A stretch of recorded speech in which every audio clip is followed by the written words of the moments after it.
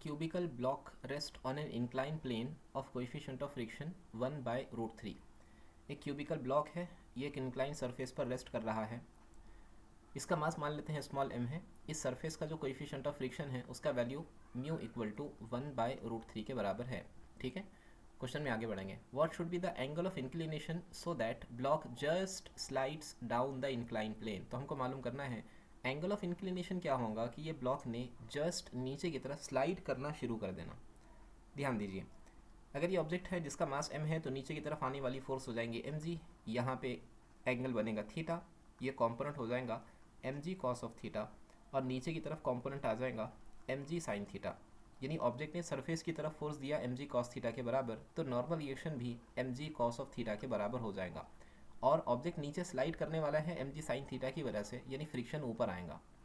बहुत ध्यान से देखना, मान लीजिए थीटा की वैल्यू कम है।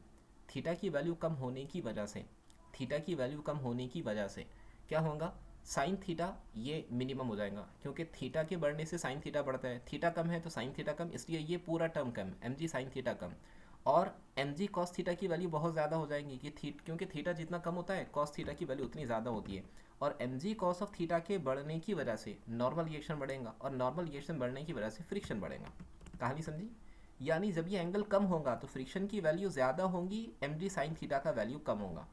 फ्रिक्शन ज़्यादा और mg साइन थीटा का वैल्यू कम, ये क्यों होगा? क्योंकि एंगल कम है। जैसे जैसे हम एंगल बढ़ाते जाएंगे mg साइन थीटा का वैल्यू इंक्रीज़ होगा और mg cos थीटा का वैल्यू डिक्रीज़ होगा, क्योंकि साइन थीटा एंगल बढ़ाने से बढ़ता है और cos थीटा एंगल बढ़ाने से कम होता है।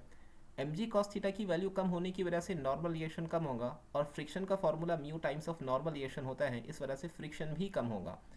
और mg साइन थीटा का वैल्यू बढ़ रहा है, इसका मतलब नीचे आने का चांस इंक्रीज होता जाएगा अगर थीटा का वैल्यू ज़्यादा हो। तो हम वो एंगल मालूम करना चाहते हैं जब ये मोशन जस्ट शुरू हो जाए। ये कंसेप्ट समझाओ।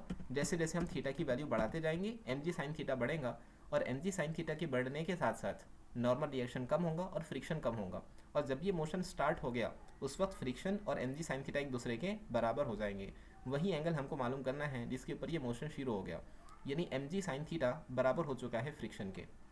लिखा जा सकता है mg sine theta is equal to, friction को लिखेंगे mu times of normal reaction, और नॉर्मल रिएक्शन बराबर है mg cos ऑफ थीटा के बराबर। राइट, ये mg इस mg को ख़त्म करेगा। इक्वेशन में बचा sine theta is equal to mu times of cos of theta. Mu का वैल्यू हम लोगों को मालूम है, पहले तो साइन थीटा पे cos थीटा कर लेते हैं। साइन थीटा पे cos theta is equal to mu, sine theta पे cos थीटा का वैल्यू होता है tan थीटा, और कोएफिशिएंट ऑफ फ्रिक्शन का वैल्यू दे रखा है 1/√3। राइट, यानी थीटा का वैल्यू कितना होगा? थीटा का वैल्यू 30 डिग्री हो जाएगा। 30 डिग्री पर ऑब्जेक्ट में मोशन शुरू हो जाएगा। So option A will be correct.